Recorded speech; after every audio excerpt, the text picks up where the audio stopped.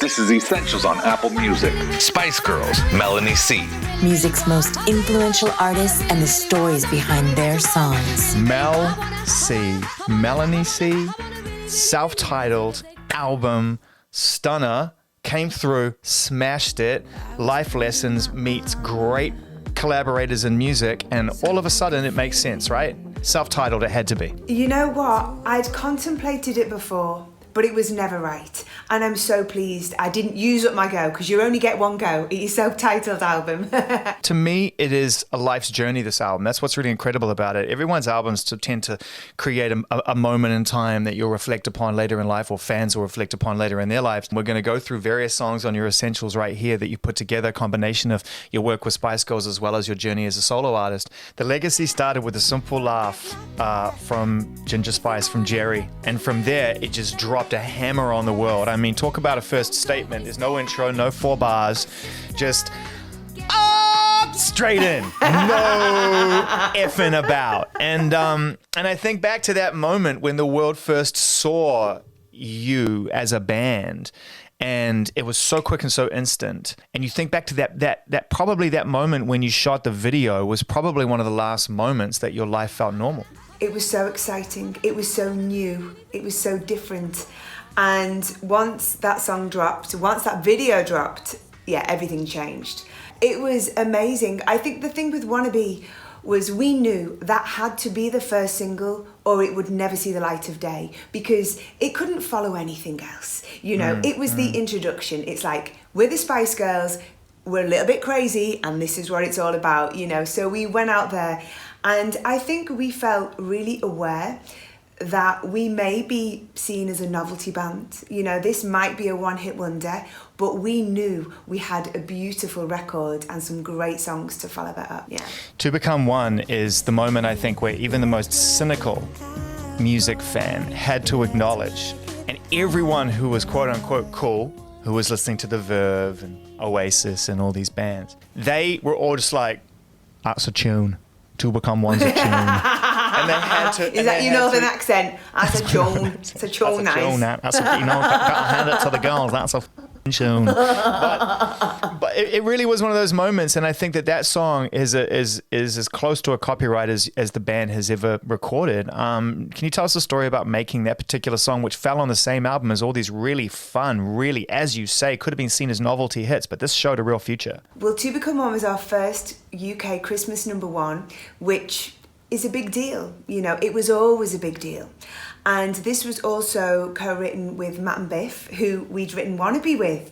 You couldn't get 2 more different songs, could you? Yeah, I know, it's nuts, right? So I remember going into the studio, and Matt was a beautiful pianist, still is a beautiful pianist, and he'd just been playing around, and he had this lovely lyric of candlelight and soul forever. And it was time, you know, we wanted to write a ballad, we wanted to get romantic. And yeah, that's how To Become One was born. And we felt like we had this opportunity, we had a platform, we quite early on encountered some sexism in the music industry, and that gave us something to shout about. We wanted to talk about equality, we wanted to talk about girl power. And To Become One is about safe sex, you know, it's about having love and romance, but being sensible and being careful, which is a very important message for young people the world over. And yeah, I love that it's a beautiful ballad, and that message, it isn't kind of, you know, there's lots of terminology I don't want to use because it sounds like an innuendo. You're going to get yourself caught up in a roundabout of innuendo. I don't want to ram it down your throat, and I don't want to... But it was very sensitively put, you know. Yeah. Not everybody would immediately get what the song was, you know, was truly about, what the message was from the song. You know, it's funny because at that moment in time, you're really going through it. You know, you've got your first Christmas #1, all your dreams are coming true, and fast. And I mean, people forget, I mean, it happens fast now in a streaming world, but back then when you were the subject of everyone's attention, it's just a whole other world. And I wonder kind of if you could give us an idea as we're about to play Say You'll Be There, just what that experience was kind of like, looking back on it, being someone who's come through that washing machine, those first couple of years when you're trying to leave a positive message and inspire young people. Yeah, I mean, the washing machine is a great image, actually, because your world is turned upside down. And it's so hard because it's everything you ever dreamed of, but nothing can prepare you for that. You know, as a young person in the 90s, you weren't used to people throwing their opinions at you, criticising you, the way you look, the way you dress, the way you behave, your talent or lack of it. We live in a very different world now, you know, things like social media give everybody an opportunity to criticise each other constantly. But it was something I wasn't used to. And I'd grown up in an environment, you know, I was a performer, I was a dancer, I'd auditioned many times, I'd had many disappointments. But that was hard, and you start to be treated differently. And not only you, it affects everybody in your life, you know, your family, your friends. That's been the hardest thing at times, has been how it affects everybody else around you. And, you know, I've spoken a lot about, you know, the struggles that I've had, and I sometimes feel like that's talked about more than how amazing it was. And you can't take away from it. It was amazing. And life is complicated. There's good and there's bad in everything, but it was a lot to get your head around. So it was this mad ride. We were in a bubble. We spent probably 2 years, our feet didn't touch the ground. You know, we were away from home, our families, our friends, but we were on this mad adventure, this crazy ride. So I wouldn't change any of it. I think that you have been incredibly honest through your life about what you're going through. And now we find generations being far more open about this experience. Thank goodness. And so I guess the question is, you know, during those moments when you feel lost and you feel unsure, what gave you the bravery to want to share? I feel emotional when I talk about this in the right space. I was diagnosed with depression in 2000, and I was suffering with that, but I was also battling an eating disorder, and I had been for a couple of years. When I talked about it for the first time, I don't think I was ready, actually. I felt like I was in a time in my life as a Spice Girl where my life wasn't truly my own. You know, I felt like I had this duty to reveal everything. And then I spent many years regretting that I'd spoken so soon, because people always want to talk about it, which is good and it's important. But not everybody who hadn't done the work.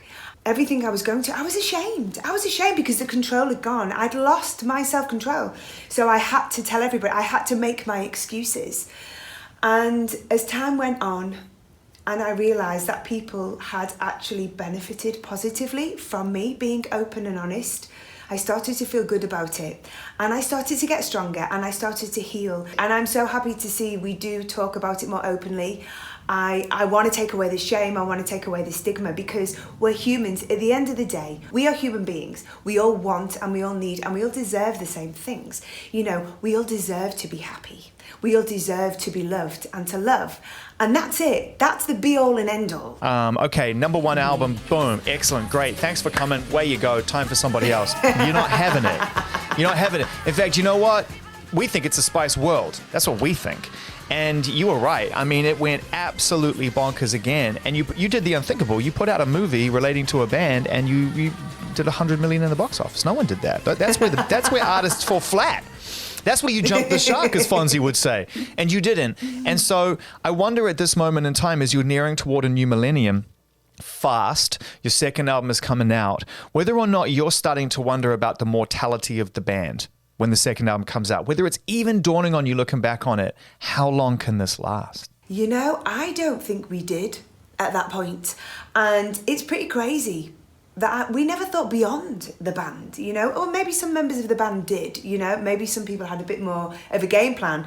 Personally, I was like in it for life, you know, Spice Girls for life. We wrote a lot of Spice World in a mobile studio on set on the movie.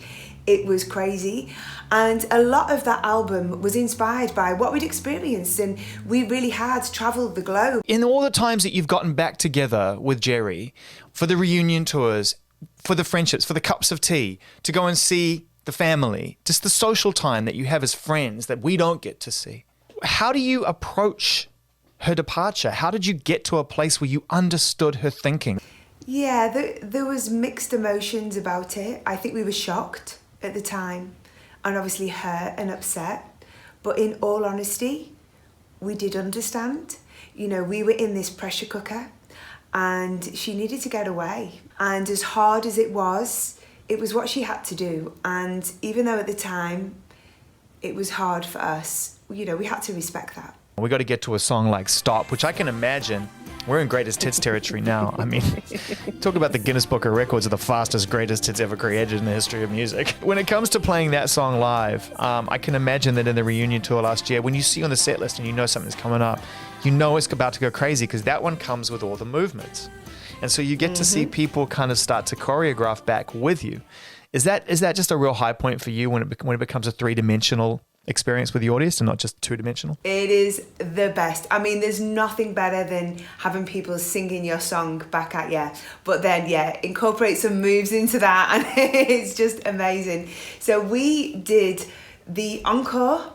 We started with Stop at the stadium shows last year. And this was the thing. When we got into rehearsals, we were rehearsing, we were going through the set. And I would literally, actually, on a nightly basis, forget. I'd go, oh my God, we haven't even done Stop yet. We haven't even done Mama yet. We haven't even done WANNABE yet. And it's so true. We've just got like all these... To quote the late, great Prince, I have so many hits. I mean, what do you want? I have so many hits. And what a place to be. I mean, yeah, thank you. Thank you, everyone who made that possible. But yeah, I mean, Stop is so much fun. And there's a song called Goodbye, last song, album. I mean, it was like, talk about writing the script. Talk about creating an environment where if we're going to go out, we're going to press all the buttons. We're not just going to evaporate. We're going to make sure we know it's the end. So how did you know? I feel Jerry's departure was the beginning of the end. Obviously, the Spice Girls will live on forever, but it was the end of that phase. It was the end of the craziness, and Goodbye was completely and utterly inspired by Jerry's departure. I think that's very clear for the listener. It was really difficult to sing. It still is, actually. It was interesting performing that song on stage with her.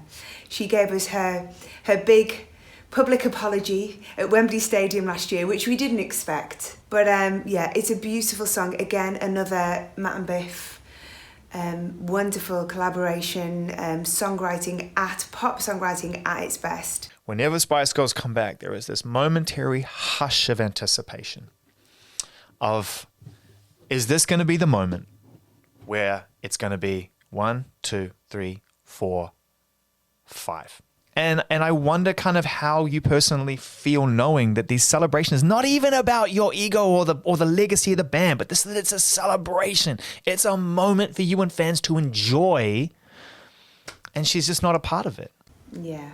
It's hard. We found it hard last year and we did really miss her, but you know, you're right, we're still really close and it's so important to us that she is happy with everything. So she was very involved in the creative and everything that we were doing in the show, and I think she really found it difficult. That first night when the pictures were beamed all over the world, it was hard for her, and we're hoping it was hard enough to bring her back. That's the plan. I have to say, I feel like she's coming around.